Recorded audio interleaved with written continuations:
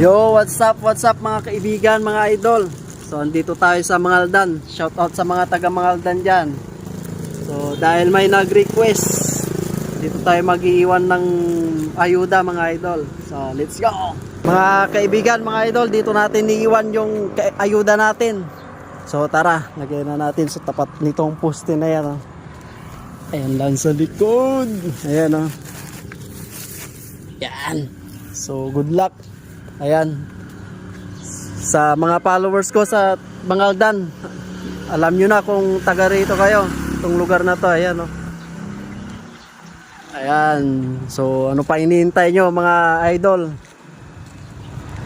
Tirahin nyo na. So, good luck mga idol. Ayan. Diyan sa likod ng poste o. So, ayan yung lugar.